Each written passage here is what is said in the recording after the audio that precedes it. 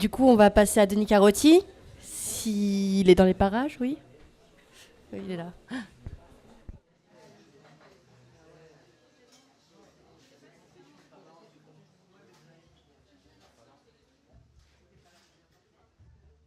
vrai que ça fait mal à la figure. Hein. Mais comment as-tu fait, François? C'est pas possible. Tu vas bronzer. C'est mon écran qui est froissé? Non, je rigole. Bonsoir à tous. Bonsoir à tous. Tout le monde entend au fond? Ça va? C'est bon? Je parle. Je fais comme ça. Tac. Allez, c'est parti. Bon, allez. Merci François pour cette présentation rapide, mais efficace de la zététique. Ça l'arsène. Pas bon. Ça va là? Vous entendez si je parle comme ça de toute façon? C'est vrai? Il faut que je parle comme ça? Ah là d'accord, je vais parler comme ça. Avec une voix un peu plus grave. Non, c'est bon, ouais. Mais ça va, je peux plier les genoux, on va y aller. Si, ça se monte, oui, comme tous les pieds. C'est pas comme si je jouais la guitare. Merci. Voilà. Je m'appelle Denis Carotti. Bonsoir à tous et à toutes. Merci à toute l'équipe de Pint of Science pour cette première et pour cette invitation. Je suis ravi d'être là. Je suis ravi d'être là pour plein de raisons, parce que parler de ces sujets, moi, c'est mon métier, vous allez voir. Je m'appelle donc Denis et je suis prof de physique en collège et lycée. Ça, c'est une première casquette. Je fais des formations dans l'éducation nationale. Donc j'ai un rôle en fait d'accompagner les enseignants. Je fais des formations sur la thématique zététique, esprit critique, autodéfense intellectuelle depuis des années. C'est mon métier là depuis vraiment 2 ans. J'ai plus d'élèves du tout, donc je fais vraiment ça à temps plein. Donc c'est de la formation et de l'accompagnement des élèves. Et je suis une autre casquette aussi, c'est que je fais de la recherche. Je suis dans un centre, dans un laboratoire de philosophie, épistémologie, où je fais ma thèse sur la thématique justement de la formation à l'esprit critique. Donc voilà, je vais essayer de vous dire quelques mots là-dessus en enchaînant sur ce que disait François. Alors, d'abord, j'avais une question à vous poser. Je vous demande un peu de réfléchir à ça. Bon, c'est pas grave si vous voyez pas, c'est tout fripé, mais au fond, je vous la pose quand même.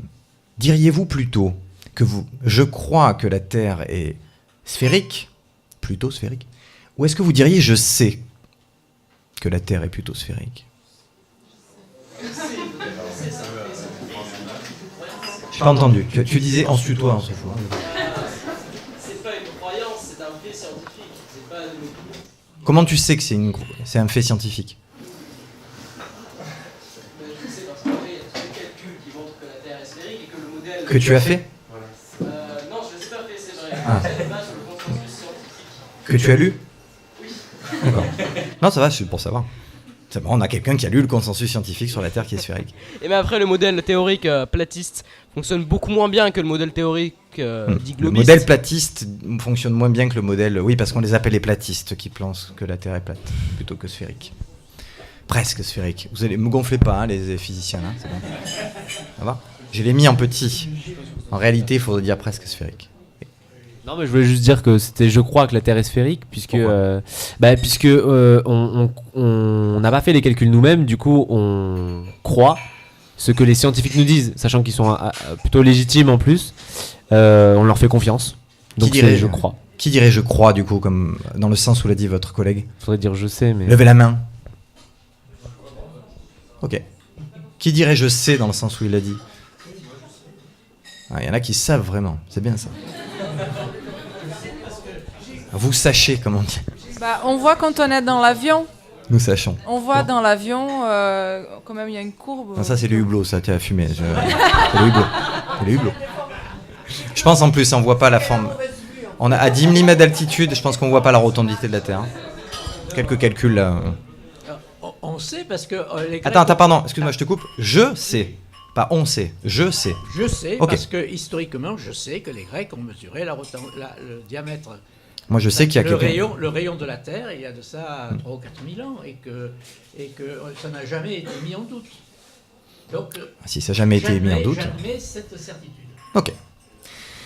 Bien, vous voyez que c'est pas si simple que ça. Et pourquoi ça se pose la question? La définition de qu'est-ce que c'est qu'une connaissance, elle a été posée par Platon pour la première fois. Dans le Théétète, il dit qu'une croyance... je vous le dis pas tout de suite d'ailleurs, mais en fait, il avait sa définition de ce que c'était qu'une connaissance. Et elle a fait consensus pendant assez longtemps, jusque dans les années 60, où justement nos amis épistémologues qui réfléchissent à ces questions-là se sont posés vraiment des questions. Est-ce qu'il suffit de cette définition-là pour définir une connaissance. Et c'est pas si simple, j'en parlerai juste après. Mais vous allez voir, à mon avis, on arrive à des choses totalement efficaces sur cette définition. Je vous ai mis une citation de Bertrand Russell, philosophe, logicien, mathématicien et aussi engagé politiquement. Bertrand Russell, au XXe siècle, s'est engagé dans l'enseignement et notamment dans la formation à l'esprit critique. Et il disait « Les élèves devraient être rendus aussi capables que faire se peut de parvenir à un jugement raisonnable sur des questions controversées par rapport auxquelles ils devront vraisemblablement se situer et devront agir. » Le premier point, là, il me semble assez important, c'est-à-dire que si on fait tout ça, si toutes ces formations existent, si maintenant l'éducation nationale s'en saisit aussi, c'est pas pour rien. C'est surtout, évidemment, pour se positionner, mais c'est pour agir. Que vous soyez en fait face à un platiste ou que vous soyez dans votre supermarché, devant un rayon à choisir le bon paquet de biscuits, avec de l'huile de palme, sans OGM ou pas, en fait, quel est le choix que vous allez faire? Vous agissez concrètement, mais ça peut aller évidemment jusqu'au vote. C'est pas pour rien, en fait, si Russell le disait comme ça. Il expliquait que ça l'a demandé d'une part d'être entraîné à exercer son jugement critique, et d'autre part d'avoir accès à une source de savoir impartiaux. On est en 1956, hein. Il n'y avait pas Internet, donc déjà, vous voyez, il avait cette conscience de cette importance-là. De cette manière, et j'adore la conclusion, l'élève serait préparé à devenir un adulte réellement libre. Quand on parle d'esprit critique, on parle de ça, en fait. Exercer ses choix en connaissance de cause. Faire preuve, en fait, de cette autonomie de pensée qui était chère, finalement, à toutes les lumières du XVIIIe, XVIIe siècle. Et donc, ce qu'on réactive ici, finalement, c'est un vœu, en fait, qui a déjà été inspiré dans l'Antiquité. Mais évidemment, de le porter dans toute la population, ça, c'est un enjeu pédagogique assez fort. Parce qu'il y a des manières de faire qui peuvent fonctionner et d'autres qui fonctionnent moins bien. Est-ce que, par exemple, une chaîne YouTube permet de développer l'esprit critique? Qu'est-ce qu'on en retient? Oui, ça, c'est des bonnes questions. Est-ce que ça favorise le développement de ce jugement critique dont a parlé François tout à l'heure? Est-ce que les cours qu'on fait fonctionnent? Ça, ce sont des vraies fonctions. Mais quand même, avant ça, on n'a pas défini ce que c'était l'esprit critique. Hein, je suis un peu scientifique sur les bords, j'avais envie de vous donner une définition. Qu'est-ce que vous mettez derrière ce terme-là? Vous mettez quoi derrière? D'après tout ce qu'on vous a dit depuis le début, c'est quoi la première définition qui vous vient, au premier sens qui vous vient?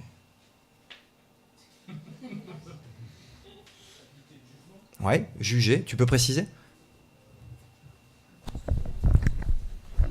Non, ça va être compliqué de préciser, mais la faculté de juger et d'appréhender une situation. Ouais. Juger une situation, appréhender une situation. Qu'est-ce qui vous vient d'autre? Ne séchez pas, c'est au programme de cycle 2. Rien? Ça va, je vous dis, alors vous attendez la définition. Non, c'est pas vrai. Vous avez une idée? Non? Tu as une idée? Vas-y, c'est pas grave. Être capable de douter d'une information. Ah, il y a le doute. Ça, c'est un problème épineux. Moi, il y a 20 ans, quand j'ai commencé à faire ça quasiment, il y a tout le monde qui me disait « Ouais, c'est bien ce que tu fais. Hein. Ouais, il faut les faire douter, les élèves, ils gobent tout. Hein. » Depuis 5 ans, c'est là. Non, surtout, ne fais pas douter les élèves, ils doutent trop. Ils croient n'importe quoi, ils doutent trop. Ils doutent trop de ce qu'on leur dit. Alors, c'est le paradoxe de l'esprit critique aussi. Hein. C'est ce doute-là, exercé, comme l'a dit François, avec méthode. Alors, je reviens, je vous donne 4 sens qui me semblent, moi, dans les recherches que je mène, absolument fondamentales, il me semble. Le premier, ce que donne à peu près tout le monde quand on parle d'esprit critique, c'est celui-là. C'est la capacité non seulement de juger, mais plus généralement de trier l'information. Voilà, ce que disait François au début. Trier l'info qui vous arrive. Pour, évidemment, juger, tu l'as dit, et agir. Distinguer ce qui est vrai, j'ai mis des guillemets, parce que ce qu'on juge comme vrai à un instant donné, et de ce qui est faux. Le deuxième sens, c'est celui que tu as donné, douter. Mais douter, en fait, judicieusement, douter raisonnablement, douter avec raison, douter avec méthode. Si vous doutez n'importe comment, et je crois que Poincaré le disait très bien, notre mathématicien, il disait douter de tout ou tout croire, ce sont 2 solutions également commodes qui nous dispensent de réfléchir. C'est vrai, en fait personne n'est pour la crédulité totale, mais personne n'est pour le scepticisme total en permanence. Donc il faut trouver ce jeu d'équilibriste. Souvent quand j'ai vraiment des gros sceptiques en face de moi qui me disent que la Terre est plate, je leur dis mais en fait pourquoi vous croyez ça? Et ils me disent parce qu'en fait on peut plus croire ce qu'il y a dans les médias. Je fais mais attends, du coup si tu entends parler d'une autoroute qui se construit entre Biarritz et Bordeaux, tu vas faire je doute, c'est pas sûr. Je fais non en fait tu crois à ça, tu adhères à ça. Et donc en fait c'est qu'une question de choix. Je vais y revenir après. Le troisième moment, la troisième définition que j'ai envie de donner, c'est ce que disait François sur les biais cognitifs. La première personne envers qui exercer son esprit critique, c'est soi-même. C'est-à-dire, imaginez un débat dans lequel vous n'avez aucune possibilité de discuter avec l'autre pour la bonne raison en fait, qu'il ne va pas remettre en question ce qu'il pense lui-même. Comment vous voulez en fait critiquer quelqu'un qui ne veut pas se remettre en question? Donc, faites ça à l'envers. Si la personne veut critiquer ce que vous dites et que vous-même vous vous remettez pas en question, ça ne sert à rien. Et le plus facile, c'est sur les sujets pour lesquels on n'est pas trop affectivement, agrippé. Mais dès qu'on a des sujets sur lesquels en fait on a un intérêt, et pour lesquels il y a un enjeu en fait, ce qui va se passer, c'est qu'on va s'accrocher à ça. Et là, tout est bon en fait pour... Les psychologues parleront de on va résoudre cette dissonance cognitive. On va dire c'est un connard de me dire ça, par exemple. On ne peut pas lui faire confiance. Ou alors on va chercher effectivement à évacuer les preuves qui nous embêtent. Donc c'est vrai que je l'ai mis comme ça, savoir se remettre en question. Et le dernier sens, celui moi qui m'obsède vraiment là dans mes recherches, c'est, et notamment sur le terrain, c'est comment fait-on pour développer non pas seulement ces capacités, ces outils qui sont nécessaires, mais comment on fait aussi pour développer cette appétence, cette envie d'aller chercher, de fonder, je l'ai mis comme ça, ses opinions sur des preuves. Comment on fait pour donner envie aux gens de faire gaffe à ce qu'ils pensent, d'avoir une hygiène mentale, pour reprendre le titre de la chaîne, peut-être que vous connaissez, et qui est assez formidable pour la diffuser, parce qu'évidemment, au niveau pédagogique, c'est ça qu'elle fait, hein, comme ce dont va vous parler Nathan aussi. Donc ces 4 éléments-là sont fondamentaux. Alors, je parlais de dissonance, je parlerai aussi de résistance cognitive. S'accrocher en fait à ce qu'on croit. Je vous ai mis 3 choses, moi, qui m'ont marqué. La première, c'est que si vous pensez que faire des sciences, ça suffit à réduire les adhésions dans ce qu'on appellera des croyances indues, c'est faux. Ça ne marche pas de manière aussi simple. Pour la bonne raison qu'a donné François, c'est que être intelligent, avoir parfois une méthodologie appliquée à un sujet donné, ne vous immunise pas contre un autre sujet.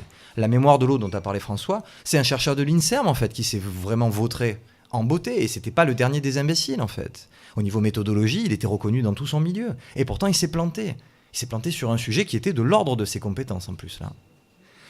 Le deuxième chose que je voulais vous dire, c'est, et ça c'est plus vicieux, c'est qu'on peut mesurer les capacités cognitives grosso modo des gens. Il y a des tests qui permettent de mesurer ça. Ça ressemblerait un peu à des tests de QI si vous voulez, mais bon, grosso modo les capacités analytiques. Eh bien quand on fait ce genre de mesures-là, on s'aperçoit que ce sont justement les gens qui ont le plus de capacités cognitives qui vont défendre le mieux des choses fausses, mais auxquelles ils croient. Mais vous avez compris pourquoi. Si je suis plus habitué, plus capable d'exprimer mon esprit critique, en fait, mes capacités d'analyse, si on les réduit à ça, je vais le faire d'autant mieux sur des sujets auxquels je crois, si je ne suis pas capable d'intégrer cette dimension de la remise en question, de cette attitude-là.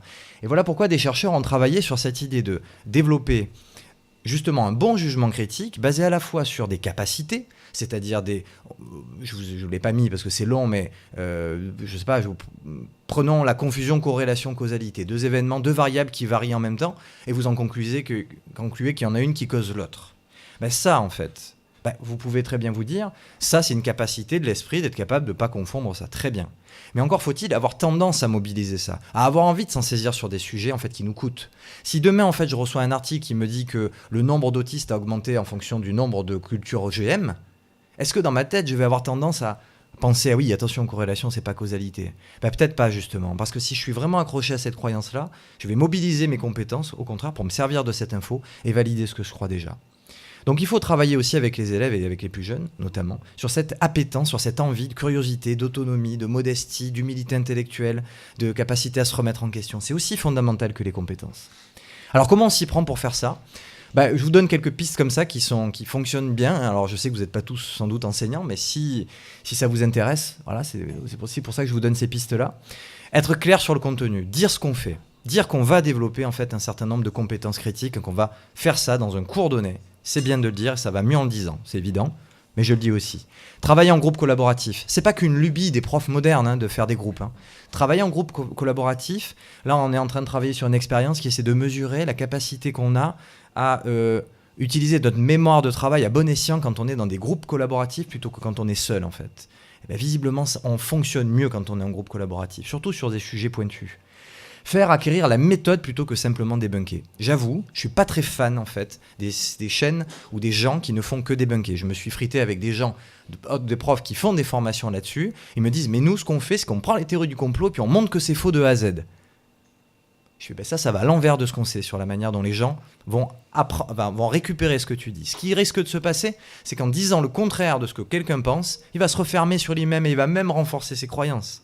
Donc débunker pour débunker, non. Si on le fait avec méthode et si ce qu'on explicite c'est la méthode, moi je le dis souvent, les conférences que je fais sur les théories du complot, je ne parle jamais des théories du complot. Je parle de la méthode qui permet, ce que vous a dit François tout à l'heure, les outils qui permettent de faire ses choix en connaissance de cause.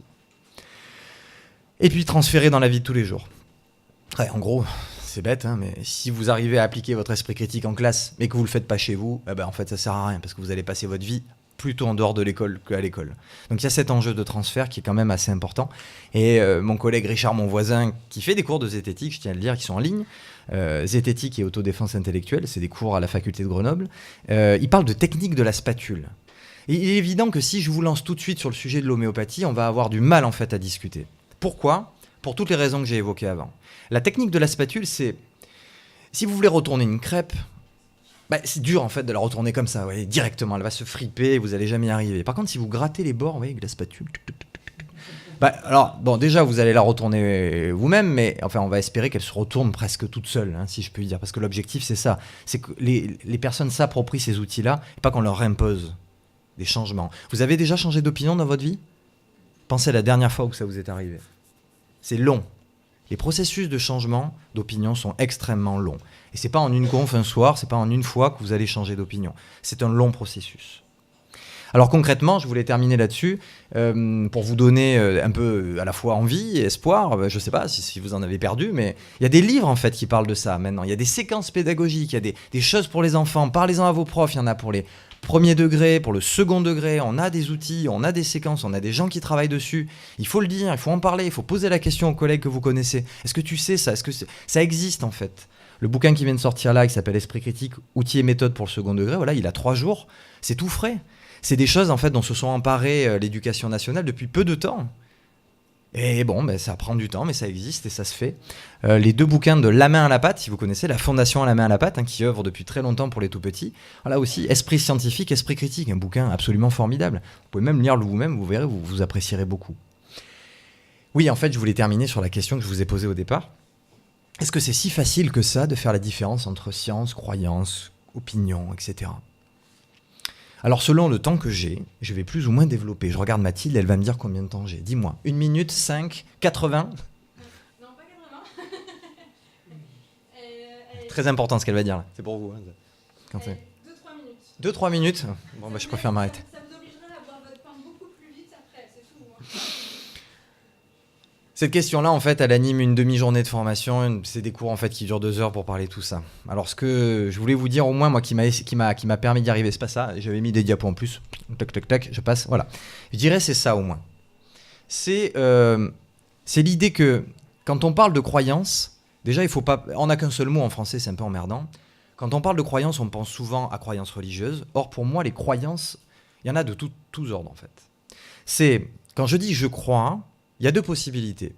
Et je vais parler des processus, en fait, qui va m'amener à croire. Si je crois à quelque chose qui est figé, par exemple, si je vous dis, vous croyez à quelque chose, et vous me dites, j'y crois de 0 à 100, 100% en fait, c'est sûr, j'y crois, là, vous êtes dans le dogme, en fait. C'est-à-dire que 100%, ça veut dire qu'il n'y a aucune possibilité, comme disait François, de réfutation. Aucune possibilité que ça soit faux. Si vous êtes là-dedans, vous êtes dans ce qu'on pourrait appeler un acte de foi. Faith en anglais, vraiment, le côté foi. Ça ne se démontre pas, c'est de la sphère privée, la science n'est d'aucune aide, puisque ça ne se remet pas en question, c'est de l'ordre de l'affectif, de vous, de ce qui est personnel. Et ces actes de foi-là, qu'est-ce que vous voulez bien y faire en fait ? Rien. Voilà, rien. Par contre, pour tout le reste, tout ce qui un jour a demandé à ce que vous soyez convaincu de quelque chose par une argumentation, quelque chose qui s'impose à la raison, quelque chose qui est fondé sur des preuves, alors là, vous rentrez dans le champ de ce qu'on pourrait appeler l'adhésion, des croyances qui peuvent se remettre en question. Et il y en a un paquet en réalité. C'est rare que vous ayez des croyances de type acte de foi, des croyances qui soient immunisées contre toute forme de réfutation. Alors, j'avais envie de vous dire ça pour terminer, c'est que, quelles que soient les preuves qu'on vous donne, quelle que soit l'envie qu'on vous donne ou pas d'aller chercher justement ces preuves, le terme d'autodéfense intellectuelle que j'ai essayé de définir, sans le définir par capacité à faire ses choix de manière éclairée, être capable de faire ses choix en connaissance de cause, je pense que déjà ça passe par nous-mêmes, être capable de se dire si je suis prêt à payer le prix d'une remise en question de ce qui me tient le plus à cœur, parce que finalement c'est ça qui est le plus important. Est-ce qu'on est capable de remettre les choses sur la table, surtout quand on y tient, parce que finalement celles auxquelles on ne tient pas, c'est assez facile de s'en détacher. Il me restait 3 minutes, alors j'ai terminé, je réponds à vos questions avec plaisir. Voilà.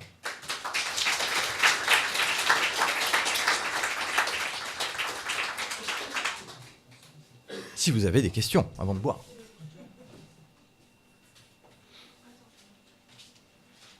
Sinon, j'ai encore du temps du coup. Sinon, c'est pas grave, vous pouvez les laisser mûrir, vous les noter dans un petit coin sur le coin de votre serviette, et puis on aura un temps d'échange à la fin. À la Je vous engueulerai pas. Et les quoi? Les Lego? Ouais, est-ce que tu joues au Lego de temps en temps? Et Lego dans tout ça? Tu peux préciser? Il fait une démonstration là. Ah bon? Quoi? Lego. E-G-O. Lego. Ouais, j'ai compris. Ah bah, tu veux dire, et Lego, qu'est-ce que j'en pense? Bah, qu'est-ce que ça vient faire dans les croyances, etc. et dans le fait de changer d'opinion? Parce que tu parlais de changer d'opinion. Ouais. Bah, si tu me définis, moi j'ai pas une définition bien précise de l'ego. Donc si tu m'en donnes une, je veux bien commencer à en discuter. Ok, la force en toi qui fait que ta pensée elle est en inertie, elle ne veut pas changer. D'accord, donc finalement tu définirais l'ego comme cette incapacité à revenir sur ses choix, à changer d'opinion? Bah, j'en pense que j'ai dit en fait. À mon avis, c'est un frein à la pensée critique. C'est-à-dire que c'est paradoxal d'ailleurs, c'est que souvent je parle des choix politiques. Moi, ce qui m'anime aussi, c'est que tout ceci soit transféré dans le champ du citoyen de la vie de tous les jours. Hein. Donc, souvent, je prends la caricature du débat. J'ai dit, j'ai jamais vu, en fait, dans un débat de femmes ou d'hommes politiques, à la fin, tu sais, les gens qui font « Bravo, vos arguments m'ont convaincu, je change de parti politique ». Pourquoi ça arrive jamais? Alors, tu vas me dire, est-ce que c'est de l'ego ou pas? Mais je pense qu'au noyau, au cœur de tout ce qui fonde ces personnes-là, qu'elles soient de bonne ou de mauvaise foi, je pense que quand même, il y a un noyau idéologique qui, lui, est inattaquable. Et je pense que ça, c'est cette forme que tu peux la nommer ego, mais je pense que c'est celle qui anime beaucoup de choses. C'est celle qui fait souvent le moteur de plein de choses. Donc je ne suis pas là pour dire qu'il faut uniquement l'annihiler, mais je pense que au final, c'est quand même un peu sain de se garder une possibilité. Tu vois, j'ai envie de dire, mon ego, j'ai envie de le mettre à 99,9999999%. Parce que si je garde ce 0,00001%, il me permettra peut-être le jour où je me suis vraiment bien planté, d'accepter que je me sois vraiment planté, quoi.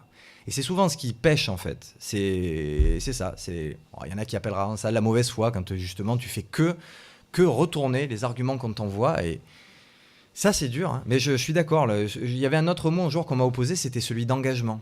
Souvent, on parle d'escalade d'engagement pour décrire les processus sectaires, de dérive sectaire. C'est vrai? Alors que l'engagement, c'est plutôt quelque chose de positif. Alors j'avais l'impression que c'était ça qu'il y avait dans ta question. Est-ce que c'est finalement que négatif, l'ego? Non, je pense pas. J'ai répondu. Bonjour. Bonjour. Ça va? C'est bon. Non. Tu veux venir? Oui. Ça marche. Bon, il s'avère que je suis prof, moi. Et en fait, moi, ce qui m'intéresse justement, c'est cette frontière entre l'acte de foi et l'esprit critique. Où est-ce qu'on doit s'arrêter? Parce que c'est compliqué dans certains établissements, dans certains contextes sociaux. Donc, est-ce qu'on doit leur apprendre l'esprit critique en général qu'on peut appliquer à sa personne aussi? Ou est-ce que... comment trouver la limite? Parce que ça peut déclencher des séismes, mais réellement, sur le terrain. Alors, deux choses. La première, c'est que... Bon, je pense que c'est une des questions les plus importantes qui se posent à nous quand on est devant les élèves. Et je crois que il n'y a pas de limite pour moi à l'exercice de la pensée critique, si tu veux. Il n'y en a pas. Mais dans le cadre éducatif, se pose un problème, c'est celui du conflit de loyauté. Et le conflit de loyauté se traduit souvent par une opposition entre croyances personnelles des élèves, qui sont souvent amenées en fait de la maison, et ce que nous on leur dit. Et il me semble que ces oppositions-là peuvent se gommer si, et c'est ce qu'on fait la plupart du temps maintenant, ce qui semble plutôt bien marcher, ce qui semble apaiser le climat, c'est le fait de poser les choses en début d'année. C'est-à-dire, vous savez, ici, en fait, on est dans un cadre qui n'est pas de l'ordre des croyances, mais qui est de l'ordre des connaissances scientifiques. Alors, je vous ai mis la diapo après, ça marche après. J'avais essayé de donner une définition de ce que j'entendais par... Ça va marcher, t'inquiète. Pourquoi ça marche plus? Tu peux passer, ouais, vas-y. Ouais, c'est juste là. Vas-y, ouais, encore. Voilà, encore. Voilà. Je disais connaissances scientifiques comme tout ce qu'on a en fait de partageable, objectif qui ne dépend pas de moi, qui a été amené par des preuves dans le sens échelle des preuves, on a le consensus scientifique tout en haut. Et en fait, ce dont on va discuter avec les élèves ici, c'est pas ce que moi je crois en tant que prof de sciences ou d'histoire. D'ailleurs, je suis assez rétif, hein, je le dis, je le pose. Pour moi, science molle et science dure n'a pas lieu d'être en termes de méthodologie. Parce que si je vous pose la question, est-ce que vous croyez plutôt qu'il y a de bonnes preuves que Louis XVI a existé ou que les atomes existent? Je pense que vous avez envie de me dire peut-être les deux, quoi. Et c'est pas parce que c'est pas une histoire d'histoire que c'est tout mou ou que la physique c'est tout dur, c'est pas ça. C'est que les méthodes qui permettent d'accéder à la connaissance que Louis XVI a existé sont certes différentes de celles qui ont pu amener au fait que les atomes existent, Mais au final, on a des preuves suffisamment solides, un consensus scientifique là-dessus. Donc si on arrive à dire aux élèves que ce qu'on transmet, c'est des connaissances scientifiques, et que s'ils sentent une opposition, en fait, ils doivent la ramener en fait, dans le personnel, dans le champ de leurs croyances intimes, et que ça ne s'oppose pas à ça, ce qu'on leur raconte. Là, tu as tout gagné en fait en début d'année. Ça ne s'oppose pas en fait à leurs croyances. Ça va s'opposer simplement s'ils veulent les mettre sur le même pied. Et c'est le cas souvent des créationnistes, hein, puisque je pense qu'on peut parler de ça. Quand on parle des créationnistes, notamment sur la théorie de l'évolution, c'est quand on va importer en fait dans le champ scientifique les croyances religieuses, et là on fait ce mélange en fait des discours entre faith et belief en fait, entre croyances de type acte de foi et croyances de type adhésion scientifique, connaissance scientifique en fait. C'est dur, hein, mais je crois que de le poser dès le départ, je sais que ça apaise quand même beaucoup. C'est empirique, hein. Y a pas, là pour l'instant on n'a pas d'éléments, tu vois, de... S'il n'y a pas d'autres questions, je propose qu'on fasse une petite pause de 10 minutes à quart d'heure. Ça vous laisse le temps de ravitailler.